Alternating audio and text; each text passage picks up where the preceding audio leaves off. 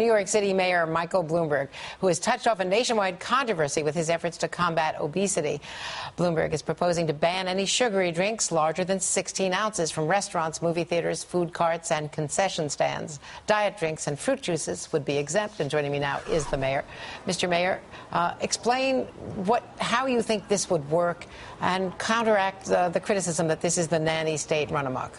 Well, the way it would work is simply those organizations, those industries that we regulate, which are restaurants and movie theaters and carts, they can still sell 32 ounces of a sugar drink to you, but they'd have to put it in 2 containers. And the idea here is you tend to eat all the food in the container in front of you.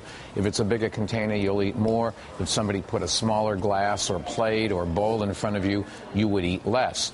And at this point, there's an epidemic in this country of people being overweight, bordering on obesity. The percentage of the population that's obese is skyrocketing.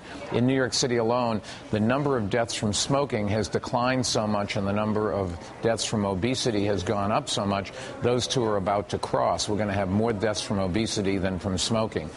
We've got to do something about it. Everybody's wringing their hands saying, got to do something. Well, here is a concrete thing. You can still buy large bottles in stores, but in a restaurant, 16 ounces is the maximum that they would be able to serve in 1 cup. If you want to order 2 cups at the same time, that's fine. It's your choice. We're not taking away anybody's right to do things. We're simply forcing you to understand that you have to make the conscious decision to go from 1 cup to another cup. Keep in mind, 30 years ago, 6.5 ounces was the size of all soda drinks in bottles in your machines. When I was a kid, Coke came in 6.5 ounces, Pepsi came in 6.5 ounce bottles. Today, typical one is 12 ounces, and a lot of people now 16 ounces. Just to make the point, this is 12 ounces of Pepsi. This is 20 ounces, and this is what would no longer be possible. No, be sold. You can still buy it in the store. Absolutely, nobody's taking it. You just, when you order a drink in a restaurant or in a movie theater, they would have to give you no bigger than a 16-ounce cup. If you want to have multiple ones, that's up to you. We're not taking away anybody's right to do anything. All we're trying to do is to remind you that this is something that is detrimental to your health, and to do something about this national epidemic.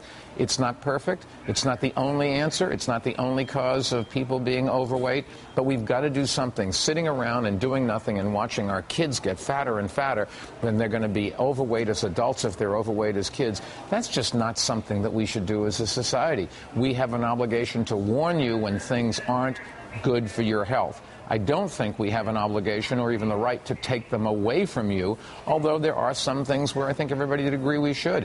If there's asbestos in a room, we don't allow people to go in there. In every place, we would stop people from going in until the asbestos is cleaned up. In New York City, you can smoke. You just can't smoke where other people would have to be there and couldn't, because they needed the job, leave. And so you can smoke in a volunteer place, but you can't smoke in a place where there are employees. Calorie counts. We tell you how many calories there are in foods. You can decide, do you want the big one or the small one? You want the fattening one? Which I probably would because it tastes better. Or the dietetic one. But it's up to you. We have a responsibility to tell you, and then you have the responsibility to take care of yourself and be in charge of your own destiny. That's not something government can or should do for you. And in schools, are these now banned from schools? I don't know about the New York City schools. A lot of cities around the country have no longer sell full sugar drinks in schools. We sell only diet drinks. Kids do tend to drink an disproportionate amount of full sugar drinks. So the average kid, I think, is something like 3 full sugar drinks a day at 12 ounces. That you could not take that amount of sugar and put it in a tea and get it to dissolve, much less drink it. It's an enormous amount of sugar. And I will say, in all defense of Coca-Cola and PepsiCo, I think these companies are realistic. They're trying to do something about it. The public wants full sugar drinks. They would probably make the same amount of money selling diet drinks as full sugar drinks. And both of those companies have worked hard to try to bring down the calorie count and get people to act more responsibly. I would just like to push that from the consumer point of view and force the consumer to make the decision and hopefully move over to the less fattening drinks, and then everybody be better off. Pepsi and Coke will still be selling, still be making money for their stockholders, which is what they're trying to do, and both companies are well-led and really do understand they're part of our society, and they have a vested interest in making sure that the public is safe and that their products are healthy, and they're going in that direction. In this case, it's really the public. There was a great study done that people sitting in front of a bowl of soup, and as they were eating the soup, unbeknownst to them, there was a pipe coming into the bowl from underneath, and so that as they ate it, the bowl kept getting refilled, and they just kept eating. And we all do that. That's just the way people work. So here the idea is, if you have to take it in a smaller glass, you've got to make a conscious decision to have another cup of it. And we think a lot of people won't, and therefore that will reduce one of, and it's only one of, the contributors to the obesity epidemic that's going on in this country. And the other, of course, is to get kids out there and to have more phys ed. Let me quickly ask you, are you any closer to endorsing in the presidential race from what you've seen so far of the two candidates? I watch your program with intent interest, and I've learned a lot about both of the candidates, and we'll see down the road. I think it's fair to say the public really does have a choice between these two candidates who have very different views, and that's healthy for democracy.